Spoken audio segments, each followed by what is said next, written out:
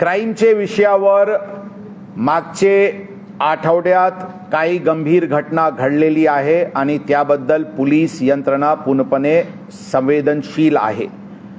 Statistically जर बघितले तर या वर्षी मागचे वर्षी आणि मागचे पूर्वीचे काळात कंपॅरेटिव्ह रीत्याने पण स्टॅटिस्टिकली कोणत्याही प्रकारची घटनामध्ये काही वाढ झालेली नाही। तरी पण जे परवा काही दिवसापूर्वीचे जे एक इन्सिडेंट झालेली आहे ज्यामध्ये खरं ते इमिजिएट कॉज काही फॅमिली डिस्प्यूट वरून अशा प्रकारचे फायरिंगचे इन्सिडेंट घडलेली आहे, याबद्दल पोलीस अत्यंत कडक रीत्याने कारवाई आतापर्यंत केलेली आहे आणि शहरात इतर जर कोणताही गँग्स जर ॲक्टिवेट झालेली असतील तर त्याचे बद्दल अत्यंत कडक कारवाई करण्याची भूमिका पोलिसांची आहे। पोलिसांनी त्याचे इंटेलिजन्स क्रिमिनल इंटेलिजन्स युनिट्स आणखी जोरात सतर्क केलेली आहे आणि सर्व गँग्सची आणि सर्व अशा प्रकारचे गुन्हेगारांची आणि अशा प्रकारचे टोलीवर अत्यंत बारीक नजर पोलिसांची आहे।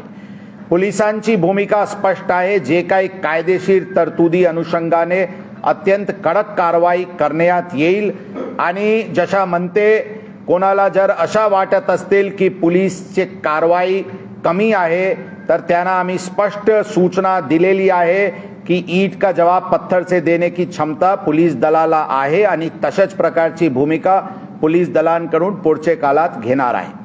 जर कोणाचे मनात पोलीस पुणे शहरचे कायदा सुव्यवस्थाबद्दल प्रश्न मनात उपस्थित झाली असतील, आम्ही पोलीस दलांच्या वतीने सर्वांना आश्वासन देऊ इच्छितो की जरी हे 2-3 घटना संवेदनशील जरी घडले असतील, पोलीस अत्यंत कडक रीत्याने पुढचे काळात पाऊल उचलून अशा प्रकारचे गुन्हेगारीला पूर्णपणे निस्तानबुद्ध करण्याची नवीन योजना पोलीस दलांकडून सुरू करण्यात आलेली आहे। आम्हाला विश्वास आहे की पुढच्या काळात आपल्या त्याचे परिणाम शहरात दिसतील।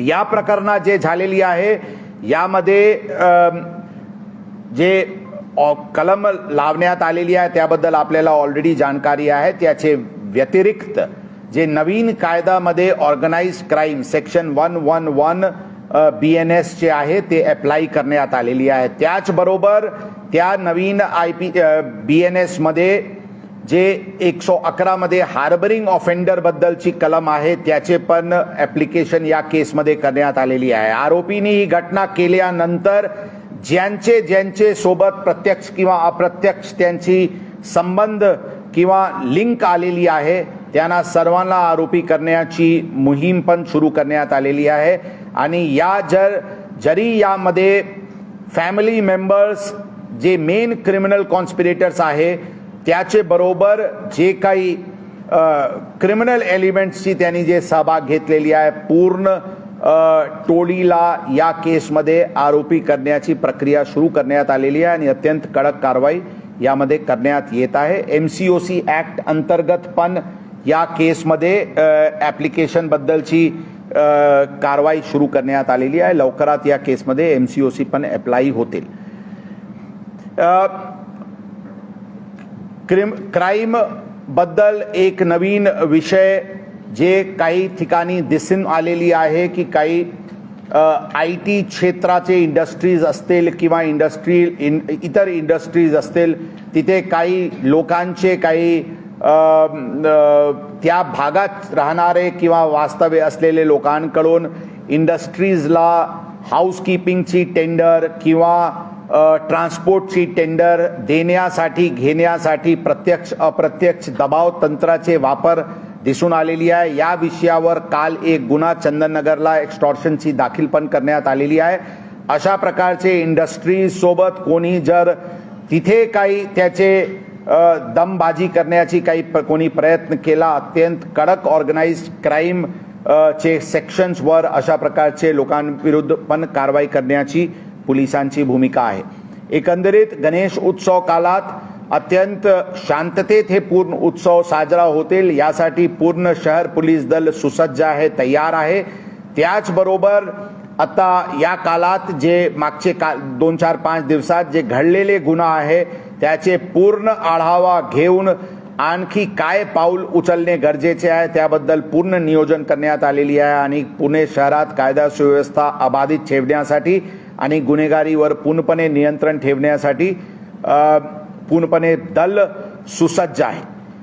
काही प्रकरणात पुणे शहर पोलीस दलाला मागचे काळात पण काही एक घटना जसे पोर्श काय केसची घटना घडली होती त्यावर काही लोकांनी पोलिसांचे कार्यक्षमतावर प्रश्नचिन्ह निर्माण केले होते. ते पोलिसांनी त्यावेळी घेतलेली कारवाई आज सिद्ध करत आहे की पुणे शहर पोलीस दल अशा प्रकारचे घटनाला पूर्णपणे हाताळण्यासाठी सुसज्ज आहे, केपेबल आहे आणि तयार आहे. त्यावेळी जे कारवाई झाली आज 3.5 महिना होऊन सुद्धा या आरोपीला बेल मिळालेली नाही. त्या केसमध्ये आरोपीला सजा होईल यासाठी पुणे शहर पोलीस दल पूर्णपणे प्रयत्नशील आहे. एकंदरीत शहरमध्ये कायदा सुव्यवस्था अबाधित ठेवण्यासाठी आम्ही पूर्णपणे प्रयत्न करत आहे आणि यामध्ये नक्कीच कोणताही प्रकारचे ठेस या गोष्टीवर पुणे शहरला पोहोचतील हे होऊ देणार नाही यासाठी पुणे शहर पोलीस दल सुसज्ज आहे. धन्यवाद. एकूण 700 आरोपीची यादी तयार करण्यात आलेली आहे जे मागचे 5 वर्षात MCOC ॲक्टमध्ये बेलवर आहे. MPDA अंतर्गत झालेली कारवाईनंतर बाहेर बेलवर आलेली आहे आणि 302 मध्ये त्यांना मर्डरचे केसमध्ये त्यांना बेल मिळालेली आहे. अशा एकंदरीत 756 असे आरोपीची शहराची यादी तयार करण्यात आलेली आहे आणि त्यांच्यावर टार्गेटेड ॲक्शन आपल्याला पुढच्या काळात दिसते. सर आपल्या काळात किती मोका झाले 29 मोका आतापर्यंत यावर्षी झालेली आहे आणि अंदाजन 40 MPDA अंतर्गत डिटेन्शन झालेली आहे. पोलीसचे नाव वापरून गैरकायदेशीर कृत्य करणारे लोकांचे कोणत्याही प्रकारचे त्यांना इग्नोर त्यांच्या ॲक्टिव्हिटीला इग्नोर आम्ही करणार नाही. परंतु यामध्ये ओव्हरऑल कम्युनिटी पोलिसिंग अत्यंत महत्त्वाचे आहे. पोलिसांचे एफर्ट्सला कॉम्प्लिमेंट आणि सप्लिमेंट करायसाठी वेगवेगळे लोकांची आम्ही मदत घेत असतो. फॉर एक्झाम्पल अंदाजन 400 ते 500 ट्रॅफिक वॉर्डन्स, 1100 अंदाजन होमगार्ड्स आणि जे चांगले लोक आहेत त्यांचे सहकार्य लाभतील यासाठी पोलीस स्टेशन स्तरावर प्रयत्न करण्यात आपत्तीजनक गोष्टी दिसत आहे. कोणीही प्रत्यक्ष अप्रत्यक्ष क्राईम किंवा क्रिमिनल्सला ग्लोरीफाय करण्याची प्रयत्न सोशल मीडियाच्या मार्फतीने केला. त्यांना आयडेंटिफाय करून शोधून बाहेर काढून त्यांच्यावर जोरात कारवाई करण्याची भूमिका पोलीस दलाची आहे. त्याचे रिझल्ट आपल्याला लवकरात लवकर दिसते.